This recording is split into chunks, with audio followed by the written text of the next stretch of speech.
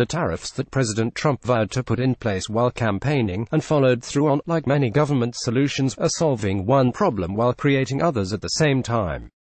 In this case, the unintended consequences from steel tariffs are hurting agricultural jobs across the Midwest, putting pressure on some of the most vehement supporters of President Trump. A Reuters expose released this morning reveals how tariffs, as well-intentioned as they may have been, have led to higher cost of goods for farmers across the country.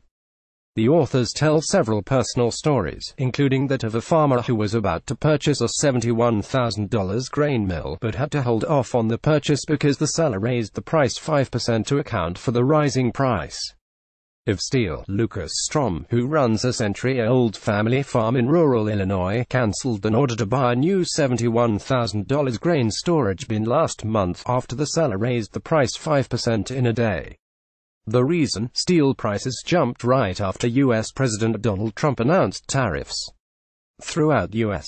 farm country, where Trump has enjoyed strong support, tariffs on steel and aluminum imports are boosting costs for equipment and infrastructure and causing some farmers and agricultural firms to scrap purchases and expansion plans, according to Reuters interviews with farmers, manufacturers, construction firms and food shippers. The impact of rising steel prices on agriculture illustrates the unintended and unpredictable consequences of aggressive protectionism in a global economy.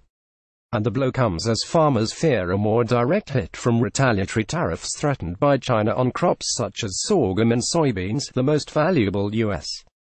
agricultural export. Producers of the metals. Strom and his neighbor backed out.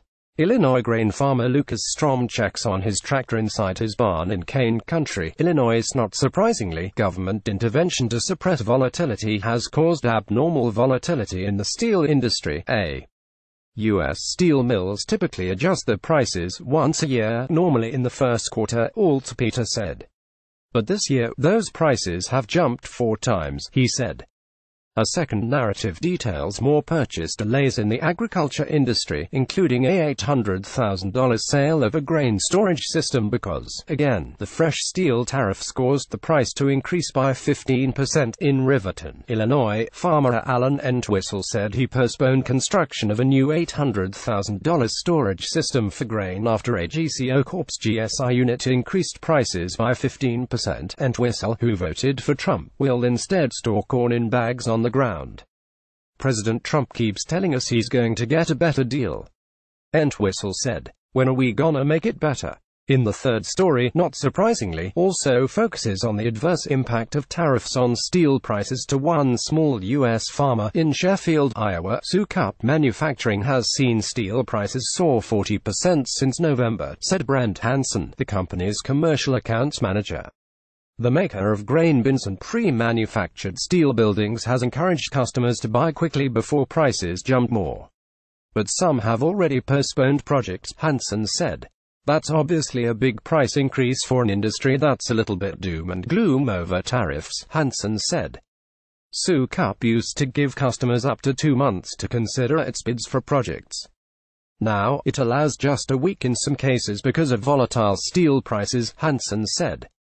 Prices have jumped by 25% for thermal insulated panels that keep food cold, which can use either steel, aluminum, or both, said Glenn Todd, owner of Todd Construction Services. The company has built food processing and storage facilities for Bumblebee Seafoods and poultry company Foster Farms. Finally, Richard Atkins, director of sales at Discovery Designs Refrigeration in Mauquonaugard, Wisconsin, thought his company wouldn't have to worry about Trump's tariffs.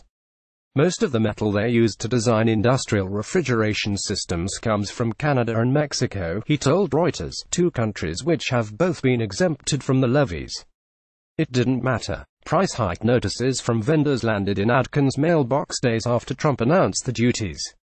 There's this knee-jerk reaction. Atkins said. We're quoting prices for projects that won't be awarded for another 6 or 8 months, and no one wants to be hung out to dry. *****. The bottom line is that we are once again left with a situation where government micromanaging intervention is doing more harm than good. As goes the old saying, the road to hell is paved with good intentions. In early March, we showed the foolishness of Trump's steel tariffs in one simple chart, pointing out that Trump hoped tariffs would bring back steel manufacturing jobs. We said it then and we'll say it again, it won't happen. Meanwhile, and perhaps ironically, Trump sincerely wants to save steel-related jobs, tweeting in early March, "Our steel and aluminum industries, and many others, have been decimated by decades of unfair trade and bad policy with countries from around the world.